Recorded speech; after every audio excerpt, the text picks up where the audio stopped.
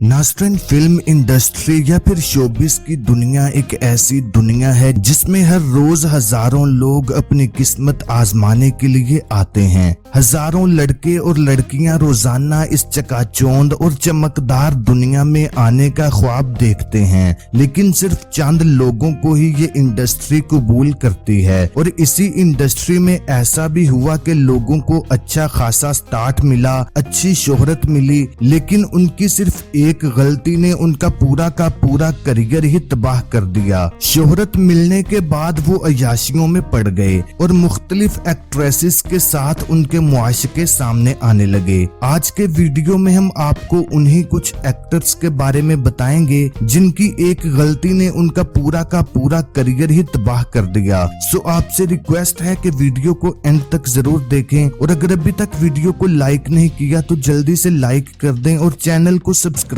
करके घंटी के निशान को दबा दें। नंबर 1, विवेक ओबराय। विवेक ओबराय और सलमान खान के दरमियान सालों से चलती टस्सल के बारे में तो आप पहले ही जानते होंगे, लेकिन आज हम आपको मुकम्मल और असल कहानी बताएंगे। साल था 2003 का जब सलमान खान और ऐश्वर्या राय एक दूसरे को डेट कर रहे थे और ऐश्वर्या पूरा दिन सलमान के साथ उनके बेडरूम में रहती थी। लेकिन फिर अचानक ऐश्वर्या राय ने सलमान खान पर एक केस करवाया जिसमें उनका कहना था कि सलमान उन्हें अपने बेडरूम में ले जाकर उन पर तशद्दुद करते हैं और उन्हें थप्पड़ मारते हैं, जिस पर सलमान के भाई सोहेल खान का कहना था कि इतने सालों से ऐश्वर्या सलमान के साथ सारा दिन बेडरूम में रहती थी, तब उन्हें ये सब क्यों याद नहीं आया। खैर, सलमान से ब्रेकअप करने के फौरन बाद ऐश्वर्या राय ने विवेक ओबराय की बाहों में पनाह ली और दोनों एक दूसरे के साथ वक्त गुजारने लगे। यहाँ तक कि दोनों हर पार्टी और हर फंक्शन पर एक साथ बाहों में बाहें डालकर जाते थे। अपनी गर्लफ्रेंड को किसी और की बाहों में देखकर सलमान खान को सख्त जलन होती थी, जिस पर 29 मार्च 2003 की रात सलमान ने विवेक ओबराय को कॉल की और उन्हें जान से मारने की धमकी दी और कहा कि वो ऐश्वर्या से दूर रहें। लेकिन विवेक ओबराय सलमान के सामने डट गए और खरी सुना दी। लेकिन विवेक ने गलती ये की कि वो ये सारा प्राइवेट मसला मीडिया के सामने ले आए और सारी कहानी लोगों के सामने रख दी। ये बात सलमान खान को किसी सूरत भी हजम नहीं हुई। 29 तारीख की रात को 29th नाइट ये पूरी कहानी घटी है। Salman Khan called me on my phone.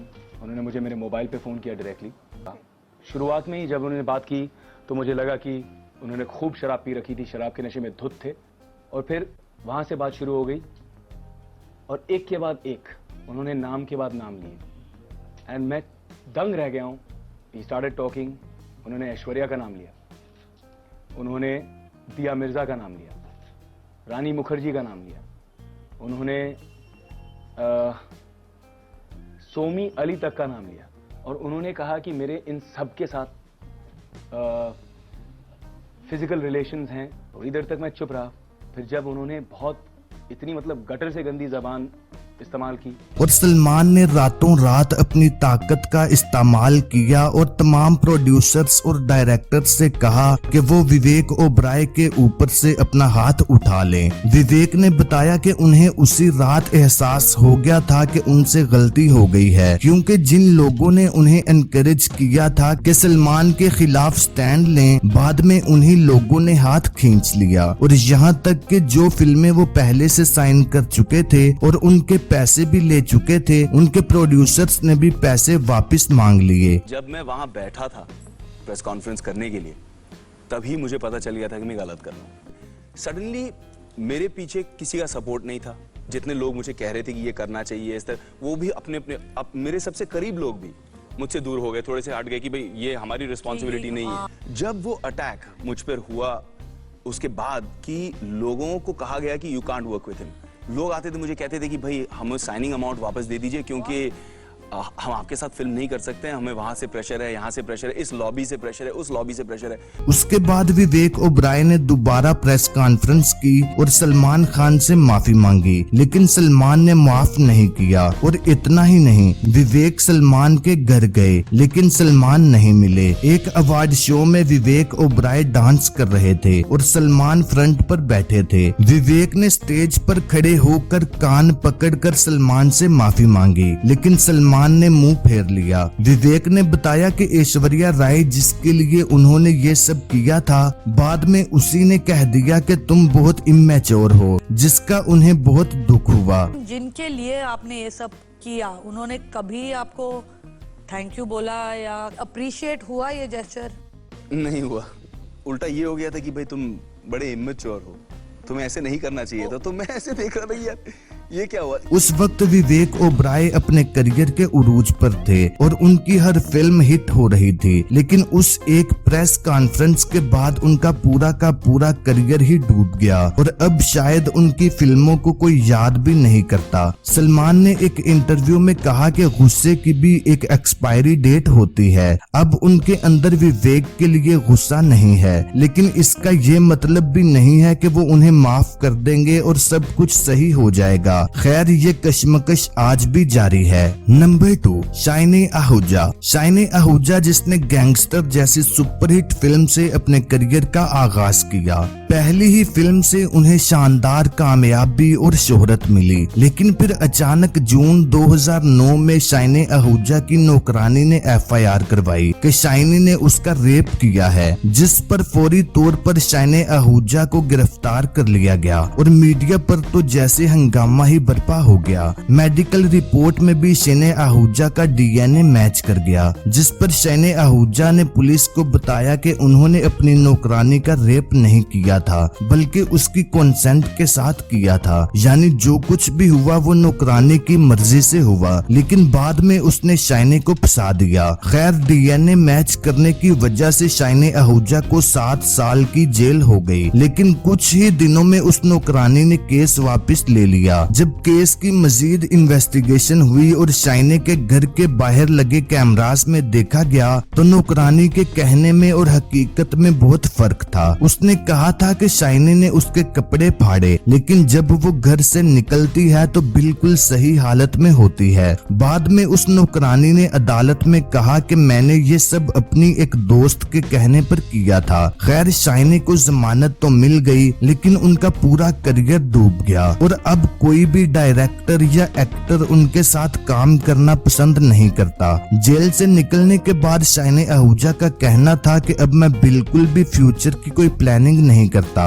और ना ही मेरे कोई प्लान्स हैं, क्योंकि पहले मेरे बहुत सारे प्लान्स थे जो कि एक झटके में ही खत्म हो गए। नंबर 3, मंदाकिनी। मंदाकिनी 90 की दिहाई की एक कामयाब अदाकारा थी, जिन्होंने सिर्फ 6 सालों में 40 से भी ज्यादा फिल्मों में काम किया। खास तौर पर उन्हें उनके एडल्ट और बोल्ड सीन्स के लिए जाना जाता था, लेकिन फिर अचानक से उन्हें एक क्रिकेट मैच के दौरान दुबई के एक स्टेडियम में मशहूर और इंडिया के most wanted don Dawood Ibrahim के साथ देखा गया और पूरे हिंदुस्तान में यह खबर फैल गई कि मंदाकिनी के दाऊद के साथ खुफिया ताल्लुकात हैं। उसके बाद काफी अरसा मंदाकिनी अंडरग्राउंड रही और तकरीबन 6 साल बाद जब मामला ठंडा हो गया तो वो वापस इंडिया आई, लेकिन उनका करियर खत्म हो चुका था, जिस पर मंदाकिनी ने खुलकर कहा कि हर बॉलीवुड स्टार के अंडरवर्ल्ड के साथ कनेक्शंस होते हैं, लेकिन उनकी दोस्ती को ज्यादा उछाला गया। चाहे कुछ भी हो, लेकिन आज मंदाकिनी का कोई नाम तक नहीं लेता। नंबर 4, शक्ति कपूर। शक्ति कपूर जो कि 90 की दिहाई के एक टॉप कॉमेडियन थे और अपने कनेक्शंस के बलबूते पर ही उन्होंने अपनी बेटी श्रद्धा कपूर को भी स्टार बनाया है। एक मर्तबा उनकी भी एक वीडियो लीक हुई जिसमें वो एक नई एक्ट्रेस को कह रहे थे कि अगर तुम्हें फिल्मों में काम हासिल करना है तो उनके साथ बिस्तर में जाना होगा। इस वीडियो में शक्ति ने उस लड़की को ऐश्वर्या राय का भी हवाला दिया और कहा कि फिल्म ताल में ऐश्वर्या राय ने भी काम हासिल करने के लिए सुभाष गए जो कि इस फिल्म के डायरेक्टर थे, उसके साथ रातें गुजारी थी, लेकिन असल में वो लड़की कोई एक्ट्रेस बनने नहीं आई थी, बल्कि वो एक जर्नलिस्ट थी जो कि स्टिंग ऑपरेशन के जरिए बॉलीवुड के घिनौने करतूतों से पर्दा उठाना चाहती थी। ऐश्वर्या में Subhash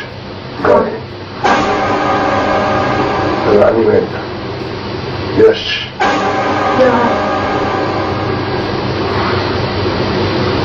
and this girl, Pretty, She met?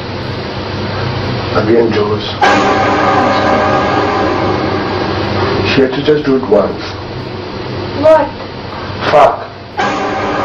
Shakti Kapoor की ये वीडियो पूरे हिंदुस्तान में वायरल हो गई और उसके बाद कोई भी डायरेक्टर या प्रोड्यूसर शक्ति के साथ काम करना नहीं चाहता था। नंबर 5, ममता कुलकर्णी। ममता कुलकर्णी को अपने दौर की एक खूबसूरत और हॉट अदाकारा समझा जाता था। ममता का अपने करियर में कई प्रोड्यूसर्स के साथ भी नाम जुड़ा, लेकिन एक नाम ऐसा था जिसने ममता का पूरा करियर खत्म कर दिया और वो नाम था विक्रम गोस्वामी का। विक्रम गोस्वामी इंडिया का एक बहुत बड़ा ड्रग माफिया था। जब ममता और विक्रम की कुछ तस्वीर सामने आई तो ममता को पूरे मुल्क से नफरत का सामना करना पड़ा, लेकिन उन्होंने विक्रम का साथ नहीं छोड़ा और दोनों कीनिया चले गए। वहां जाकर दोनों ने शादी कर ली और अब ममता का एक बेटा है। ममता अब बॉलीवुड को हमेशा के लिए खैरबाद कहकर अपने बच्चे और शोहर के साथ जिंदगी गुजार रही हैं। तो नाज़रीन, अब तक के लिए इतना ही। उम्मीद करता हूँ आपको ये वीडियो काफी पसंद आई होगी। अगर आपको ये वीडियो अच्छी लगी तो वीडियो को लाइक और शेयर जरूर करें और मजीद ऐसे ही वीडियोस देखने के लिए मेरे इस चैनल को सब्सक्राइब करके घंटी के निशान को दबा दें ताकि नई आने वाली वीडियोस आपको बर वक्त मिलती रहें।